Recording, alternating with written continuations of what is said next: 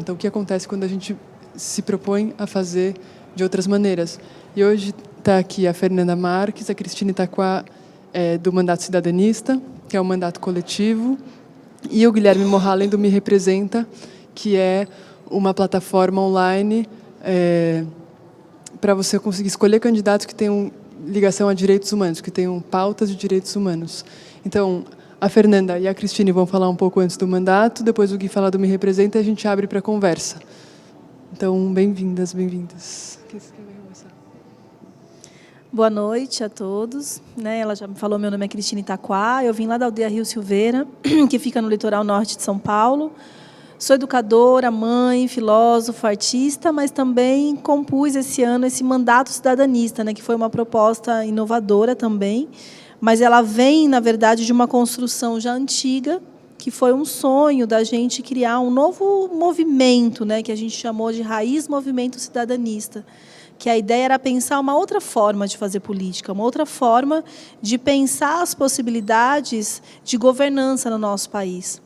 Eu venho de um pensamento no qual a política é coletiva, por conta de que dentro das terras indígenas a gente tem uma participação muito forte, de um coletivo que coordena, na verdade, não há um chefe, mas há uma coordenação coletiva.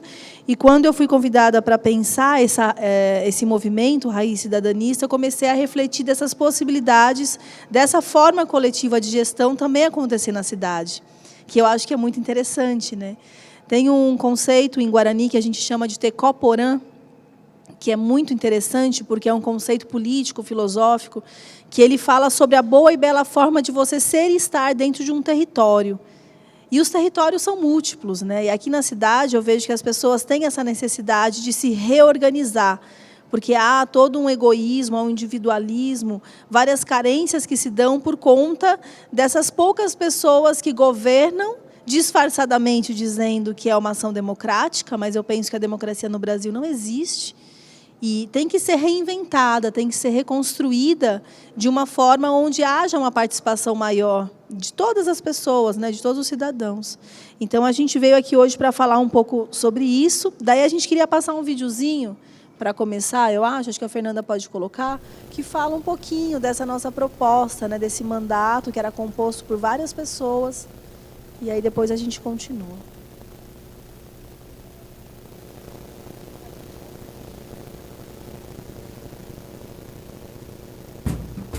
Somos um coletivo que decidiu assumir sua responsabilidade cidadã e atuar na política. Acreditamos que a democracia deve ser participativa e as decisões políticas precisam ser compartilhadas, transparentes e comprometidas com o bem comum. É preciso reencantar a política para que tenhamos um país melhor. Para isso, propomos um novo tipo de mandato, o mandato cidadanista.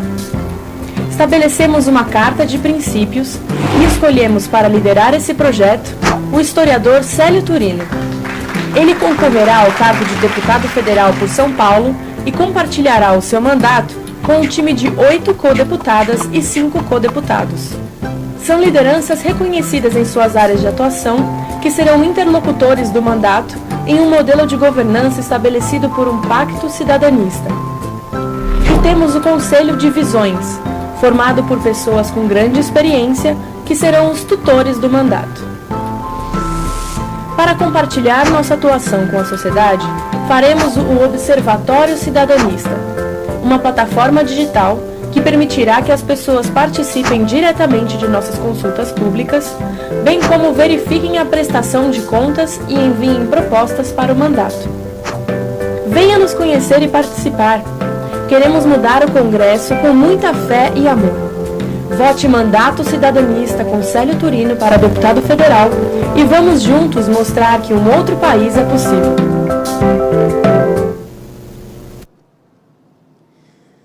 Você quer falar um pouquinho, depois eu continuo?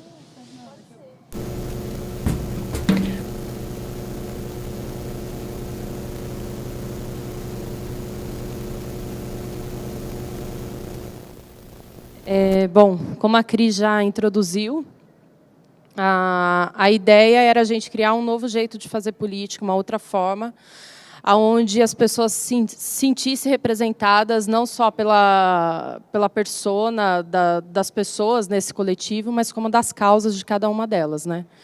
E a ideia do mandato cidadanista, ela vem da raiz, e a base dele é justamente os princípios da raiz também.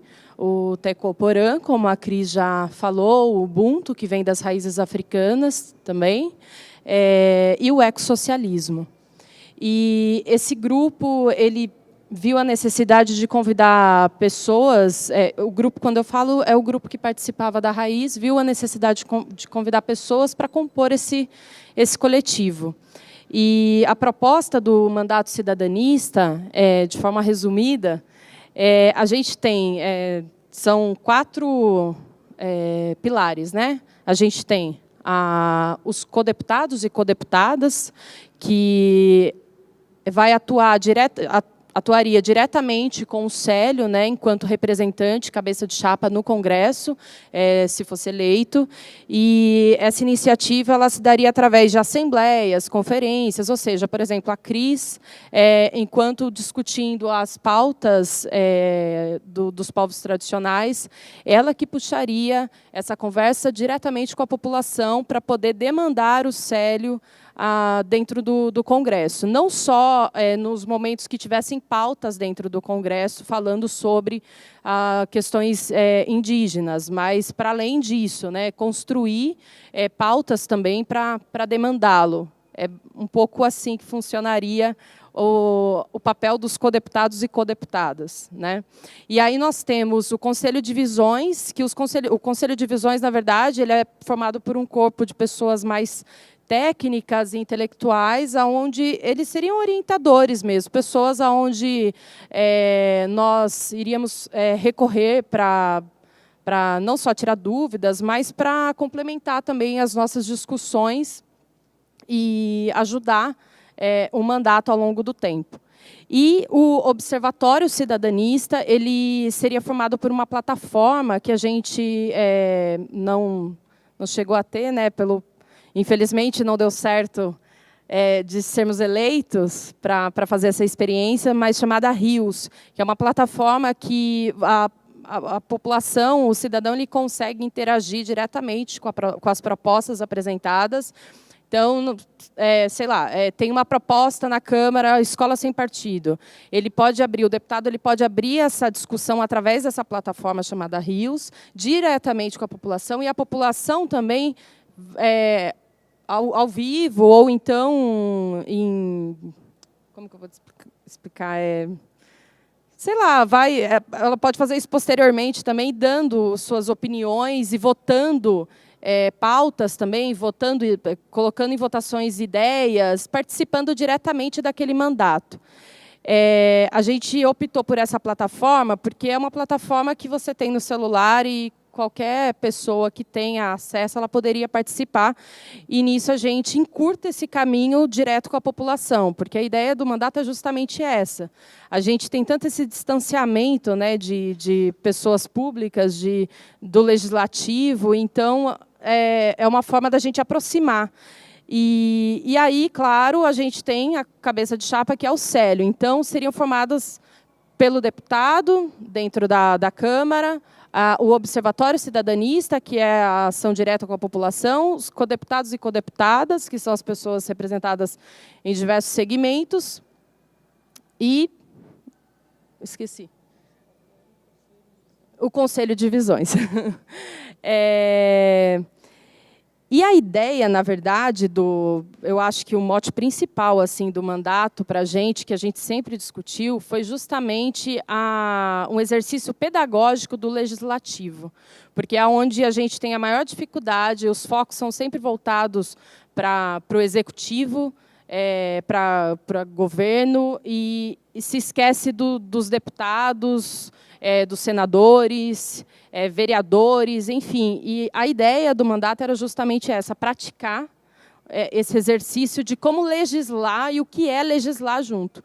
Porque até eu mesmo, que venho um tempo militando politicamente, ativista em alguns movimentos, eu não sabia de algumas coisas, de funções do cargo, né, legislativo de deputado federal, não só federal, mas como estadual também, e do que podia, do que não podia, enfim. E eu me senti uma completa ignorante nesse sentido, onde, poxa, não só eu, mas pessoas que estão ali militando diariamente têm essa dificuldade de compreender, porque não é algo tão simples, né? A nossa política não é tão simples, o sistema não é tão simples.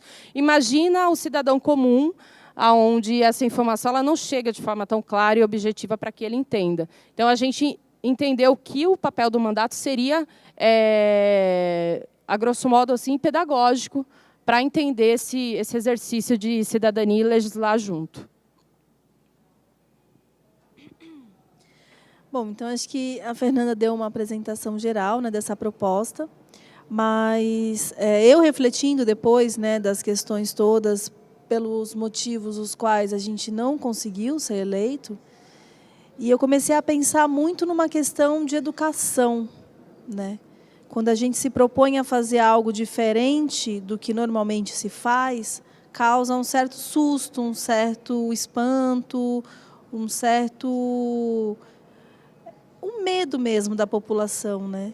E, ao mesmo tempo, eu fui percebendo o quanto a população brasileira é ignorante, né? É um analfabeto político. E eu falo isso porque eu sou educadora, e na educação a gente vê muito isso, de um modo geral, né?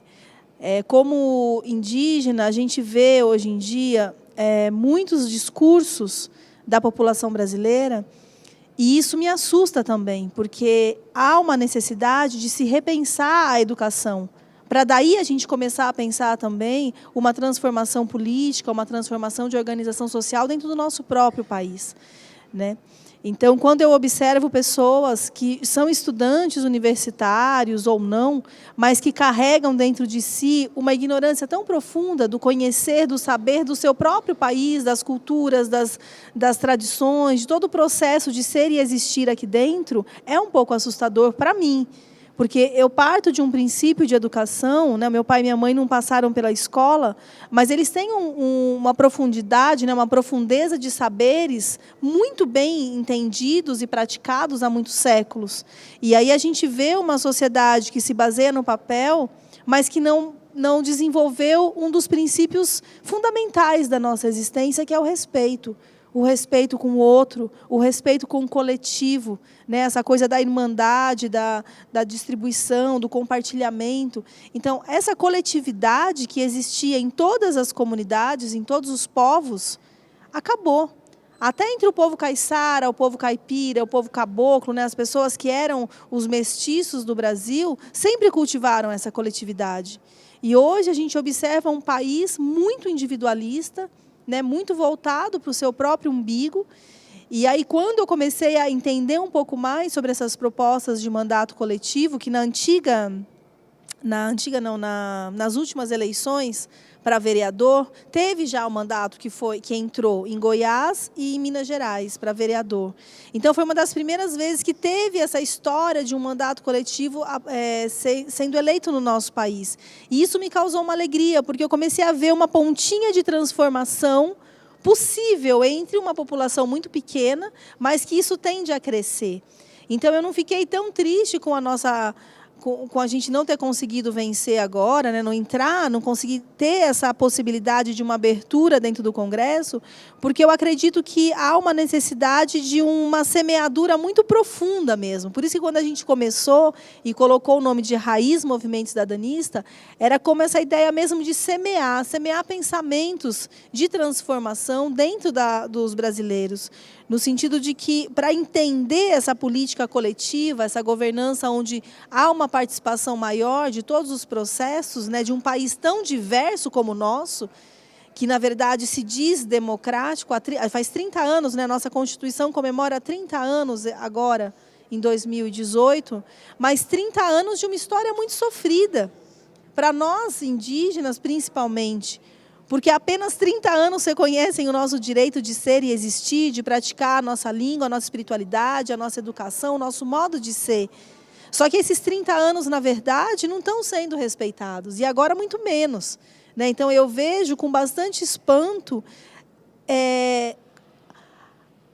eu não consigo nem achar a palavra certa, mas é assustador você pensar que metade de um país não consegue enxergar e respeitar a diversidade que está dentro do próprio sangue dele mesmo, porque o povo brasileiro é mestiço. O povo brasileiro é um povo que carrega dentro de si uma história que mal conhece. Então, há uma memória ocultada dentro das pessoas, nas quais elas preferem simplesmente passar por cima, como se aquilo não fizesse parte da vida delas, né?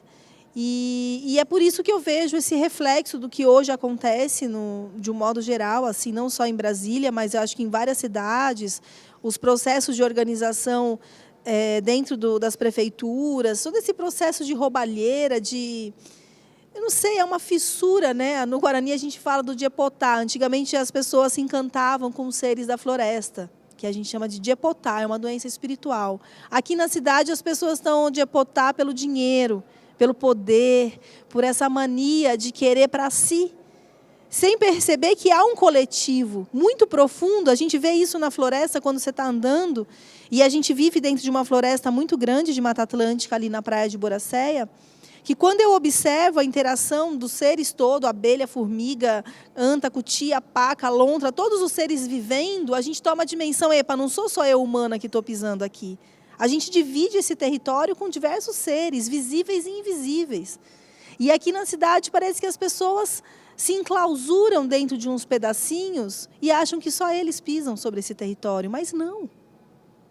Não, tem muitos seres. Se você anda um pouco aqui, não precisa sair muito longe de São Paulo, não. Perto de São Paulo ainda tem floresta, ainda tem bichos vivendo e convivendo, né, com todo esse concreto que está ao nosso redor. Então, essa ideia, né, de compor, para mim foi um desafio, na verdade, aceitar estar dentro do mandato cidadanice. No início eu fiquei meio em dúvida, assim, porque eu sou tão assim desacreditada da forma como os humanos se propõem a fazer política que eu achava que isso não seria possível. Mas aí eu aceitei, de uma certa forma, fazer parte desse coletivo, não por nós humanos, mas pelos seres da floresta, porque quando eu estou nas minhas concentrações espirituais, eu vejo e ouço o que eles estão falando. As árvores, os bichos estão clamando por, opa, olha, eu estou aqui, vocês não estão me vendo? Os espíritos da floresta estão muito bravos com a gente, mas muito bravo mesmo. E esse eco de informação que circunda nas cidades faz com que as pessoas nem sonhem mais. Então, as pessoas não estão percebendo o que os espíritos da floresta estão falando. E aí vive essa vida louca, insana, que se permite votar num cara que quer acabar com as florestas, como esse JB, que diz que a gente tem que expandir ainda mais a ordem e o progresso, que é o lema da nossa bandeira. Em nome da ordem e do progresso, a gente pode estuprar ainda mais a terra. Que é o maior exemplo do que aconteceu no Vale do Rio Doce. Os parentes Krenak estão bebendo água suja, as crianças Machacali e Krenak estão morrendo de diarreia todo dia, porque não tem água para beber. Então, eu não consigo me conformar com metade de um país que aceita continuar com essa destruição e esse estupro coletivo da nossa terra sagrada, né, que nos dá vida. Então, para mim, esse mandato coletivo ele veio como um suspiro de esperança, de pensar, não, ainda é possível. Ainda é possível dialogar com pessoas que acreditam que a gente ainda pode semear e que a gente ainda pode reconstruir as relações. Porque quando eu também ouço muita gente falar em crise política, crise econômica, crise, na verdade, a única crise que existe é a crise das relações humanas. É essa crise que a gente precisa restaurar. Precisamos restaurar as nossas relações e repensar os próximos passos. Porque Nhanderu, quando mandou a gente aqui para a Terra, Nhanderu mandou todo mundo para a Terra. A gente veio com uma missão, todos nós. Independente se você é Guarani, Machacali, Chavante, negro, chinês, italiano, todos nós humanos viemos com uma missão aqui na Terra. Só que a gente cresce, começa a andar, comer, esquece. A gente esquece da nossa missão. E aí a gente passa a viver, sem se perceber que tudo é política. Decidir se eu vou tomar um paracetamol ou se eu vou pegar uma ervinha, que a gente chama de calaracá, para fazer o banho no meu filho e curar a febre dele, é uma decisão política. Todos nós estamos fazendo política toda hora. Quando a gente entra no mercado, na farmácia, quando você põe o pé para fora da sua casa. Até dentro de casa a gente está fazendo política. Só que o brasileiro acha que quem faz política é só quem está lá em cima. Mas não. A política é tudo. Somos nós, o fazer política. Então, repensar esse nosso comprometimento e essa nossa obrigação de cumprir o nosso papel como um ser político, porque o futuro de tudo isso e esse acalmar os espíritos da floresta para que a gente possa viver aqui em equilíbrio, depende de cada um de nós. Então, futuramente, nas próximas eleições, nas outras, talvez a gente consiga semear um pouquinho dessa esperança dentro de todo mundo também. Porque teve também coisas positivas. A bancada ativista conseguiu entrar aqui na Assembleia Legislativa de São Paulo. Vão sacudir a Assembleia Legislativa de São Paulo. Não sei se vocês conhecem a Assembleia Legislativa. Tem só uns cabeção lá dentro. Agora vai ter um coletivo de uma mulher trans, uma mulher indígena, uma galera com outro pensamento, com alegria, com esperança de semear novos pensamentos ali dentro. São Paulo precisa. Os nossos rios aqui em São Paulo,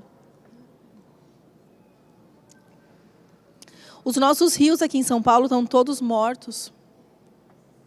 E as nascentes que tem estão soterradas no concreto. Então, repensar políticas públicas para São Paulo é repensar como que o paulista vai viver aqui. Porque não tem mais água em São Paulo. Aí o Alckmin quer fazer a transposição do rio Itapanhaú de Bertioga para trazer água para cá. Então, como que a gente vai pensar, como que a gente vai resolver a situação desse Estado tão grande, que impulsiona todo o poder econômico de um país inteiro, se a gente não começar a atuar politicamente nas nossas relações? Então, o mandato cidadanista ele vem com essa proposta de restaurar as relações, de repensar o nosso papel como cidadão político, como ser pensante e como membro dessa grande teia de relações, onde não somos só nós humanos que estamos aqui nesse comprometimento. Os outros seres estão cumprindo o comprometimento deles. Agora, nós humanos, não. O ano passado, os Guarani ocuparam a Torre do Pico do Jaraguá. Ficou todo mundo doido, surtado. Nossa, agora vai acabar o sinal de comunicação em São Paulo. Por um triz. Quase acabou mesmo. E colocou-se fogo e acabou com tudo aquilo. As pessoas, como eu já disse anteriormente, estão tão viciadas na tecnologia, nessa comunicação imediata, que acaba esquecendo das comunicações mais simples, que é a comunicação da rua, da beira do ônibus, da lanchonete, por onde anda. Conversar. Eu vi muito esse ano, durante as eleições, as pessoas na rua querendo conversar sobre política. As pessoas não estavam entendendo nada. Por isso que o JB ganhou. Porque as pessoas não estão entendendo nada de nada. E aí a gente, às vezes, perde um tempão nesse negócio aqui, mandando mensagem, ao invés de sair na rua conversar com as pessoas. Como antes era, né? Antes as pessoas conversavam mais aos domingos, nos pátios, nas ruas, nas praças. Hoje eu vejo as pessoas o tempo todo conectadas com esse negócio. E esse negócio é um dos culpados pelo nosso... Não vou dizer o nosso desastre total, porque eu ainda tenho uma esperança, mas impulsionou essa onda esquizofrênica de escolher uma pessoa surtada para governar o direcionamento do nosso país. Então, acho que é um pouco essa mensagem assim, de reflexão, de a gente pensar um pouquinho, né, não só no campo da política, mas eu me preocupo muito com a questão da educação, porque eu observo as crianças também, eu observo muito as crianças quando eu saio na rua, assim, e converso muito perguntando se estuda, como que é a escola. As crianças não estão gostando de ir para a escola, não. Porque a escola é chata. Tem muro, sinal. É uma coisa muito esquizofrênica a escola. Porque a verdadeira escola não é isso. Não é essa coisa regrada de tempo, de muro, de sinal que toca, agora começou a aula, agora terminou a aula. Agora... Não é isso. Então, nós todos que estamos aqui, quem se dispôs a sair do seu cantinho e vir até aqui para ouvir, para pensar e para conversar sobre esse assunto, eu acho que a gente tem que começar a pensar o que a gente vai fazer com a educação das nossas crianças. Porque o futuro dessa transformação e dessa restauração que eu falei está na semeadura das crianças. Eu tenho feito isso na minha comunidade. Todos os dias, até quando eu viajo, eu mando mensagem para eles. Porque se a gente não focar na restauração das crianças, como entendedor de que não somos só nós que pisamos nesse território, o ser humano vai partir para a beira do abismo mesmo. E o grande filósofo Davi Copenau, ele falou isso. Se nós não respeitarmos os pajés e não respeitarmos os espíritos da floresta, o céu vai cair sobre nossas cabeças. E os pajés estão indo embora mesmo. Tem muito pouco pajé que faz cura hoje em dia dentro das comunidades. Muito pouco. Tem muita gente falsa também. Muita gente que brinca, que finge, que usa por poder, para ganhar dinheiro ou para ganhar status. Mas a pessoa realmente que está conectada com o grande espírito, para segurar essa onda pesada que está acontecendo, que são os grandes pajés, os grandes filósofos de diversos povos, os mais de 300 povos que a gente tem hoje no nosso país, eles estão muito preocupados. Então, acho que nós temos o comprometimento, independente de que religião, de que origem cada um de vocês venham, a gente tem que se preocupar com isso. Porque todos os dias, quando um pajé entra na casa de reza para fazer o seu canto, ele não reza só pelo povo dele, ele reza pela terra. Ele reza por todos os seres que estão aqui junto com a gente. E fazer política é isso. É pensar em todos, não é pensar só em mim. Então, essa coletividade é isso, é pensar no que vamos fazer juntos, porque estamos no mesmo barco. E a direção quem vai dar somos nós mesmos. Então, acho que é essa mensagem que eu queria trazer um pouquinho. Não sei se Fernanda quer completar mais alguma coisa. Acho que é isso. Finalizando, né, a questão do mandato, ele continua ativo. Nós estamos repensando como... Nós já fizemos, na verdade, uma avaliação de como foi a campanha, e uma avaliação bastante pragmática. Nós tivemos quase 10 mil votos, e depois a gente ficou pensando, falou, poxa, a gente gostaria de ter tido, sei lá, 40, 50, mas tivemos só 10 mil, só que foram 10 mil votos que entenderam essa proposta. E não é uma proposta simples, né? Convenhamos que não é uma proposta até mesmo para a gente construir e falar dela. Às vezes a gente... Então, a gente está reavaliando esse formato, né? A quantidade de codeputadas, todos esses mecanismos que instrumentalizam, né, esse exercício, essa pedagogia do legislativo.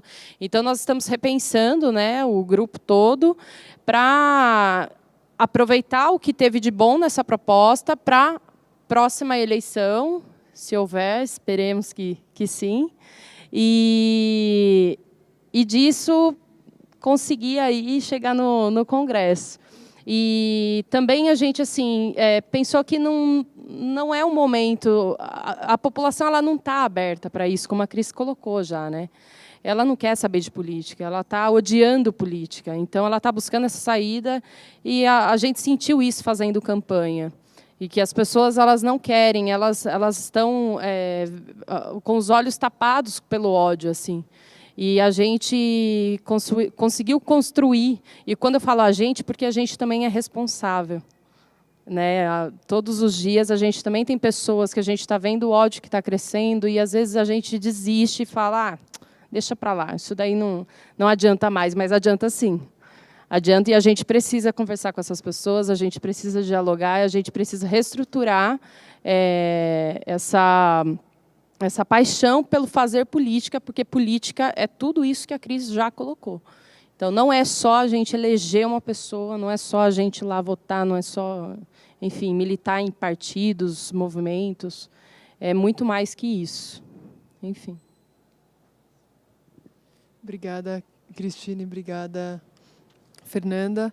Vou passar para o Guilherme, para o Gui, que vai falar sobre o Me Representa, enfim, que é uma plataforma online, acho que ele vai explicar melhor, mas ligada a direitos humanos e para você encontrar candidatos. Boa noite, obrigado. Dá um tempo para mim. Quanto tempo? Me dá um limite. Tá. Boa noite, gente. Tudo bem? Obrigado pelo convite. É uma honra estar aqui ouvir a Cristine falando. É bem emocionante. Meu nome é Guimon Allen, eu sou artista visual, mas eu trabalho já há alguns anos em coletivos de atuação política direta no tecido social. Eu fiz uma colinha aqui, enquanto ela falava, para ter relevância. Só para contar uma coisa para vocês, o Me Representa, ele é uma coalizão de vários grupos ativistas, né? Então, vários grupos e coletivos. Eu estou no Me Representa como parte do Vote LGBT, então é do grupo LGBT do Me Representa. Tem também as blogueiras negras, a Rede Feminista de Juristas e uma fundação Cidadania Inteligente que é focada em tecnologia. Então, eu começo já pedindo desculpas. É um pouco desconfortável falar em nome do Me Representa. Eu não sou o primeiro nome que... A gente é um grupo de 70% de mulheres, de 50% de pessoas negras, de 70% LGBTs. E a gente tem 2 ou 3 homens brancos no grupo. E eu sou um desses 2 ou 3 homens brancos. Então, é esquisito estar aqui, em qualquer lugar, com o microfone na mão, falando em nome de um coletivo tão diverso, sendo um grupo que costuma, parte de um grupo que costuma se apropriar do trabalho de outros grupos, de outras maiorias silenciadas. Então, eu estou aqui porque outras pessoas do grupo não puderam estar. Eu sou a 3ª ou 4ª pessoa no grupo para falar, assim, na ordem. Estou só colocando a cola aqui. A gente entende, então o Me Representa, ele nasceu em 2016, começou só com a junção do Vote LGBT e da Rede Feminista de Juristas, que a gente já fazia no Vote, desde 2014, uma plataforma para visibilizar candidaturas que eram pró-LGBT. A gente fez uma matéria na revista Geni, lá em 2013, e descobriu que os partidos invisibilizavam candidaturas de mulheres e de LGBTs. Então, sem dar dinheiro, não sei quantos dinheiro vocês tiveram para fazer do partido... 50 mil? Do partido? Não, do partido foram 23. 23? É uma coisa interessante, tem um cálculo, que eu até falar depois, mas tem um cálculo que já foi feito, que para eleger um deputado ou deputada federal, custa 5 milhões. Então, se você colocar 5 milhões numa candidatura, certamente essa candidatura vai ser eleita. Então, Então, os partidos, a gente também entende que as eleições... muitas vezes não são feitas em outubro, mas em maio, nas convenções partidárias, quando as lideranças partidárias, normalmente homens, normalmente brancos, héteros, vão decidir para quem que vai o dinheiro do partido naquele ano. E isso determina, em grande parte, qual que vai ser a pessoa, qual que vai ser a candidatura eleita. Então, desde 2014, com o Vote, mas também 2016 e 2018, a gente vem com uma vontade de colocar outras candidaturas que não têm tanto dinheiro e tanta visibilidade pelos partidos em pé de igualdade numa plataforma. Na verdade, não é nem pé de igualdade, né? Eu vou até adiantar uma coisa. Em 2016, a gente fez uma plataforma que a gente perguntava 14 perguntas de direitos humanos para todos os 480 mil candidaturas a vereador e vereadora do Brasil. A gente teve 5 mil candidaturas que entraram na plataforma, mas 4 mil desistiram. Porque as perguntas eram: você é a favor de legalizar o aborto? Você é a favor de adoção por casais LGBTs? Perguntas, e a resposta podia ser só sim ou não. Não podia não responder alguma, tinha que responder todas. Então, muitos políticos não querem se comprometer com essas pautas, porque sabem que dizer sim perde voto e dizer não perde voto também, então não dizem nada. Então, 4 mil candidaturas entraram e largaram no meio, mas mil candidatos de todos os partidos políticos, que foi super interessante, de 224 cidades do país, de 24 estados, foram até o fim. E completaram e responderam, se posicionaram em relação a essas pautas. E foi super empolgante para a gente. Em 2018, a gente resolveu fazer uma diferença. Assim, além de falar de pautas de direitos humanos, a gente também resolveu falar de corpos, porque a gente entende que a representatividade tem 2 dimensões. Existe a representatividade das pautas, quer dizer, as pautas das questões indígenas têm que estar lá, as pautas do movimento LGBT, das mulheres, das pessoas negras, precisa estar lá. Mas os corpos também têm que estar lá. Então, existe uma outra representatividade que é de corpos. Então, para 2018, a gente trouxe também uma inovação que era um filtro identitário.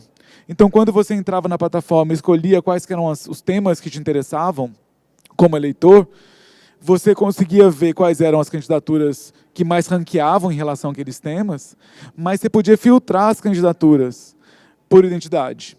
Mas você filtrava mulheres, LGBTs, e podia filtrar lésbica, gay, trans, e bissexuais, negros e negras e indígenas. Mas você não podia filtrar homem, branco e cis. Ou você via todo mundo, ou você via só mulheres. Ou você via todo mundo, ou só via LGBTs. A ideia nossa era privilegiar esses corpos que não têm privilégio no espaço, que a gente não vê representado no Congresso Nacional, né? A gente tem um Congresso que é 80% de homens brancos, cis, velhos ainda, héteros, declaradamente héteros e velhos, e a gente tem, do outro lado, se a gente juntar todo mundo que não está no Congresso, a gente é a maioria. Se você juntar mulheres, negros e negras, LGBTs e indígenas, dá 80% da população. E como é que a gente, mesmo sendo a maior parte da população, a gente não se vê representado nos espaços de decisão e também não vê nossas pautas defendidas por aqueles que deveriam nos defender? Para começar, que devia ser aquelas, né? Para começar, que devia ter muito mais mulher ali. Então, peraí, eu preciso retomar meu fio da meada aqui, que eu já me perdi. Um segundo.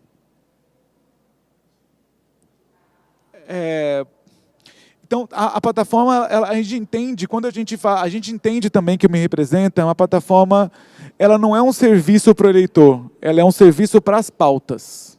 E ela acaba sendo um serviço para o eleitor. Então, primeiro a gente convida todas as candidaturas a se cadastrar, e depois a gente oferece esse leque de possibilidades de candidatura para os eleitores e eleitoras. Mas o nosso comprometimento é com as pautas. E a ideia é isso mesmo, você levar pessoas que chegam lá pela questão LGBT e apresentar as questões de gênero e de raça.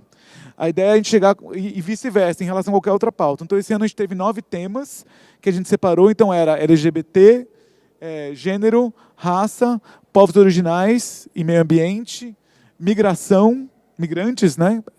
Drogas, segurança pública. Eu não vou lembrar todos. Mas, enfim, a gente fez e até corrupção.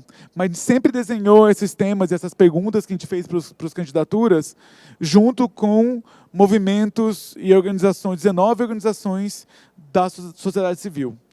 E a gente tentou fazer essas perguntas todas mais interseccionais possíveis.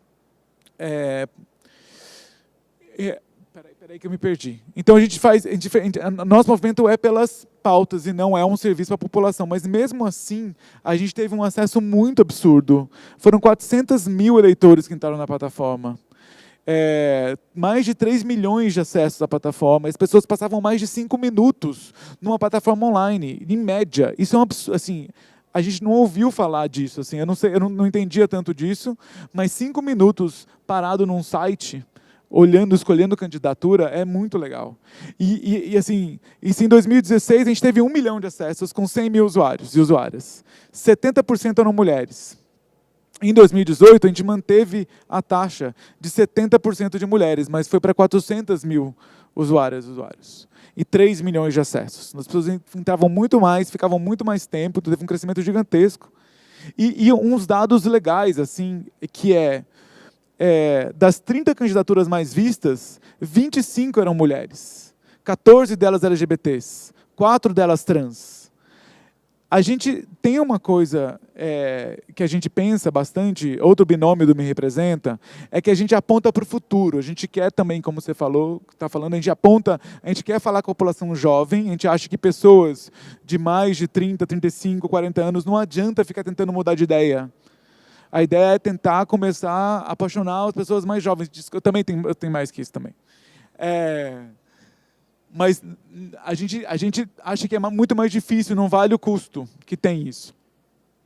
Então a gente aponta para o futuro, a gente quer que no futuro o que é considerado um desvalor vire valor. Então você falar que você defende legalizar o aborto, preservar a vida de mulheres negras e pobres que estão morrendo hoje por causa de abortos clandestinos, seja positivo e não negativo, por exemplo. A gente quer transformar o desvalor em valor. E a gente sabe que isso é uma tarefa de muito longo prazo, que vai demorar mais de 20 anos se a gente conseguir fazer isso, e a gente não vai fazer sozinho. Mas a gente também tem uma relação muito forte com o presente.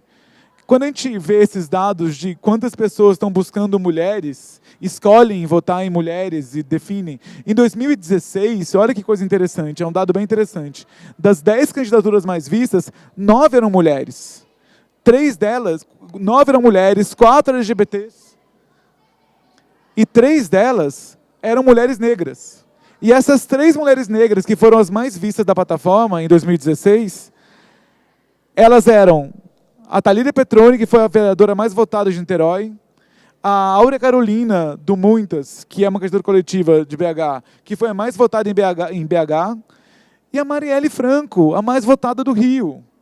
Das 3, quer dizer, a gente está falando também de uma demanda muito real e presente, que tem uma vontade de expansão, mas que já está aqui, já é real, e a gente já vive com ela. É isso, visita de escola? É visita de escola? É muita alegria. Peraí, deixa eu pegar minha cola aqui, gente. Peraí. Eu nem tenho muita coisa para falar. Em relação a gente tem uma dificuldade muito grande. Assim, a gente, como vocês estão falando, a gente acha que o importante é o foco no legislativo, porque lá existe uma possibilidade de a gente conseguir ter espaço para as demandas de grupos minorizados, de maioria silenciadas, né? A gente acha que as questões indígenas, você não vai ter grandes pessoas lutando pelo executivo, que tem que ter mais da metade da população dos votos válidos, né? Querendo isso, defendendo alguma coisa que é polêmica ou de um grupo minorizado. Mas no legislativo existe a possibilidade, né? A gente teve uma candidata indígena eleita pela primeira vez em 30 anos, né? Uma loucura. Quer dizer, é uma maravilha. Quer dizer, por mais que tenha um grande retrocesso, a gente tem muitos motivos para comemorar essas eleições, na nossa opinião. Assim, a gente teve um aumento de mulheres no Congresso, aumento de negras e negros no Congresso. Duplicou a quantidade de pessoas LGBTs, que não é só mais o Jean Willis, sabe? Tem 2. Ai, que bom. Falta que não sejam 2, que não sejam só homens, né? Falta muito para andar, assim. Mas a gente tem, gente, a Érica Malunguinho, uma mulher trans negra eleita aqui, atravessando a esquina. Sabe? Que toca um quilombo urbano, que é o Aparelho Luzia. Isso é gigantesco. Eu tive a oportunidade de ir pela primeira vez no Aparelho, no lançamento do livro da Marielle, e eu vi como é que ela abre a casa. É emocionante o jeito que ela faz política. Você já viu essa mulher? É uma coisa assim emocionante, assim. Então existe uma onda avassaladora, assim, de conservadorismo, de discursos alienantes, de alimentações de ódio. A gente também tem várias parcerias. A gente faz parte do Treta Aqui, que é um grupo que denuncia discursos de ódio nas eleições. A gente está tentando ver jeitos de responsabilizar os partidos, porque tem várias candidaturas eleitas com base em discurso de ódio, que é ilegal. Isso é ilegal. E tem vista grossa sobre isso no TSE. Então, o TSE também escolhe politicamente o que vai investigar, o que vai barrar, o que não vai. Então, a gente está tentando nos articular com a ACOD, que é um grupo de ativistas também de direito e da psicologia, tentando ajudar as pessoas que estão machucadas por esse processo eleitoral, tanto por sofrendo violências pelos grupos que está aumentando, né, de violência LGBTfóbica contra mulheres, aumentou muito a violência contra nordestinos em São Paulo, o que é uma loucura. Como é que você pensa que em 2018 isso vai aumentar? Isso é dados da delegacia, né, da DEMACRE, se eu não me engano, sobre de crimes de violência e intolerância. Assim. Então, a gente está tentando fazer, a gente está se refundando, também estamos tentando pensar. Então, a gente tirou o site O Me Representa Hoje, não está no ar. Se vocês buscarem, não vai estar lá, porque hoje você consegue achar quais são as 140 candidaturas que se declaram LGBT. Isso é um recorde, 140 candidaturas declarando LGBT no Brasil inteiro, em 24 estados. É maravilhoso. E no Piauí tem uma mulher lésbica, negra, na plataforma se declarando pró várias questões polêmicas. Mas hoje a gente entende que nesse estado, em vários estados, a gente vai estar expondo esses corpos a mais violências que estão aumentando. Então a gente tirou a plataforma do ar, a gente suspendeu um projeto que a gente já tinha feito em 2017, que é fazer um repositório de perfil político dessas candidaturas, para que qualquer pessoa pudesse pesquisar quais são as candidaturas favoráveis à adoção por casais LGBTs, em qualquer estado, ou no Brasil inteiro, ou de algum partido específico. A gente tinha todos os filtros, mas a gente resolveu não fazer isso por uma questão de segurança desses corpos, o que é um problema. Mas a gente está fazendo outras coisas, a gente vai fazer outras coisas que tem a ver com deixar isso aberto mais num ambiente mais protegido, enfim, tentar criar outras ferramentas digitais para aproximar a população do legislativo, né, da política como um todo, né? Porque se a gente desistir, eu acho, isso não me representa, é o Gui falando, tá? Mas eu tenho uma teoria conspiratória que é assim, quanto menos a gente acreditar na política, quanto menos a gente se engajar em votar, mais barato ficam as campanhas. Então, a quem interessa que a gente desista da política? A quem interessa? Para mim é muito claro que isso é programático, que se fazer notícias só das piores coisas que acontecem, da gente olhar para as instituições e achar tudo uma merda, e achar tudo está tudo quebrado. Está quebrado mesmo, mas também tem espaços de infiltração, também tem espaços de resistência nesses lugares. E que a gente precisa criar espaços para ocupar. A gente precisa ocupar esses espaços e abrir, e quando a gente conseguir ocupar, abrir espaço para que mais pessoas de outros grupos, ainda menos privilegiados que quem está lá, consigam ocupar esses espaços. A Gabinetona, que é essa iniciativa que começou em BH e foi elegeram 2 vereadoras, né, a Aura Carolina e a Cida Falabella, muitas pegaram 2 gabinetes, quebraram a parede e fizeram a Gabinetona. E quando você entra lá, e a Assembleia, a Câmara de BH é horrorosa, assim. Mas quando você entra naquela Gabinetona, você vê, parece um vale encantado dos unicórnios guerreiros. Assim. A maior parte é negro, a maior parte é LGBT, a maior parte de mulher. E você vê essa galera muito fora trabalhando junto. É muito emocionante ver esse povo trabalhando. Elas falam de uma alegria política. E essas pessoas foram eleitas deputadas federais. Então, a Gabinetona foram eleitos também para a Assembleia de Minas. A gente tem exemplos, a gente tem lugares para se inspirar, e para compor, e para ajudar, enfim, para tentar ajudar com o que pode. Eu não vou ocupar meus 30 minutos, eu acho que vai ser muito legal se a gente conseguir conversar, mas eu tenho uma pergunta para começar para vocês. Eu queria saber se vocês têm alguma pretensão ou ideia. Eu sei que talvez seja muito cedo e muito traumático nesse momento, mas vocês têm uma ideia de querer voltar com uma candidatura coletiva para cargo de vereadora em 2018, em 2020, porque a próxima eleição não é 2022, né? A gente tem ainda uma agora mais perto e talvez seja até mais viável. É uma pergunta / provocação aí para vocês. A gente quer.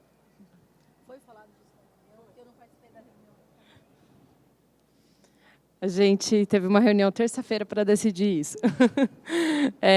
Sim, a gente vai lançar algumas. A gente não definiu ainda quem vão ser essas pessoas do grupo, porque a gente vai dar uma tateada e vai sentir também os primeiros meses, né, dos chumbos que vem por aí, para a gente saber mais ou menos a direção para onde percorrer.